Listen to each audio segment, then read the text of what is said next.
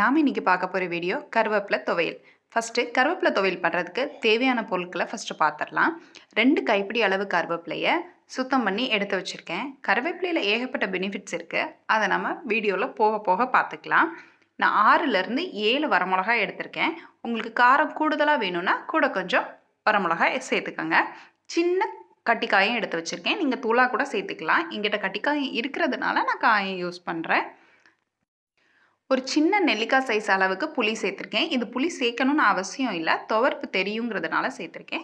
1 spoon உருட்டு மல்லி எடுத்திருக்கேன். உங்ககிட்ட கொத்தமல்லி இலையா இருந்தால் கொத்தமல்லி இலையா கூட நம்ம சேர்த்துக்கலாம். அப்புறம் 1 டேபிள் ஸ்பூன் கடலைப்பருப்பு, 1 டேபிள் ஸ்பூன் உளுந்தம்பருப்பு, சின்ன துண்டு இஞ்சி, ஒரு 7 பல்லு பூண்டு. தேங்காய் துருவலாக எடுக்கிறதா இருந்தால் 4லேருந்து 5 டேபிள் ஸ்பூன் தேங்காய் துருவல் எடுத்துக்கோங்க. ஒரு பாத்திரத்தில் 1 டேபிள் ஸ்பூன் ஆயில் ஊற்றிக்கோங்க. ஆயில் ஊற்றிட்டு ஃபஸ்ட்டு நம்ம வரமிளகாயை மட்டும் வறுத்து எடுத்துடலாம். வத்தலை எடுத்துகிட்டு நம்ம மல்லியையும் காயத்தையும் சேர்த்து வறுத்துடலாம். எல்லா பொருளையும் ஒன்றா வறுக்கலாம், ஆனால் மல்லி வறுக்கிறதுக்கு கொஞ்சம் டைம் எடுக்குங்கிறதுனால நான் மல்லியும் காயத்தையும் ஃபஸ்ட்டு தனியாக வறுத்துக்கிறேன். நீங்கள் சேர்த்து கூட வறுத்துக்கலாம். மல்லியும் காயமும் நல்லா வறுபட்டுருச்சு. அதை எடுத்துகிட்டு நம்ம இப்போ உளுந்த பருப்பையும் கடலை பருப்பையும் சேர்த்து வறுத்துக்கலாம். பருப்பு நல்லா செவக்க வறுத்தாச்சு. இப்போ இதை தட்டி ஆற வச்சுட்டு நம்ம இதே பாத்திரத்தில் கொஞ்சமாக எண்ணெய் சேர்த்து பூண்டையும் இஞ்சியும் வதக்கிக்கலாம். தேங்காயும் புளியும் நம்ம வதக்க வேண்டியதில்லை, அப்படியே பச்சையாகவே வச்சு அரைச்சிடலாம்.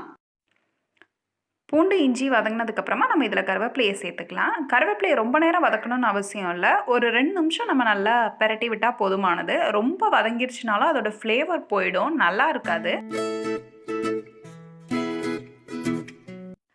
அதனால் 2 பெரட்டி விட்டுட்டு அப்படியே அடுப்பை ஆஃப் பண்ணிடலாம். அதே பாத்திரத்தில் இருக்கட்டும். எல்லா பொருளும் ஆறுனதுக்கப்புறமா நம்ம சேர்த்து அரைச்சிக்கலாம். கருவேப்பிலையில் vitamin A, vitamin B, vitamin C, B12, iron, calcium, phosphorus, folic acid, இன்னும் சொல்லிகிட்டே போகலாம்.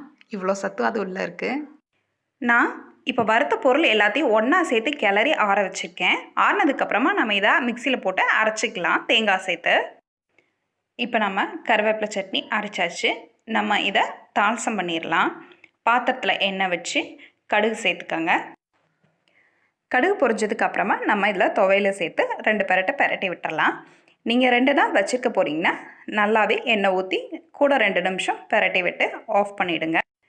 கருவேப்பிலை துவையல் சாப்பிட மாட்டேன்னு சொல்கிற குழந்தைங்களுக்கு இது கூட நீங்கள் 1 கைப்பிடி அளவு கொத்தமல்லி இலை சேர்த்துட்டிங்க அப்படின்னா கருவேப்பிலை ஃப்ளேவர் அதிகமாக வராது. குழந்தைங்களுமே ரொம்ப விரும்பி சாப்பிடுவாங்க.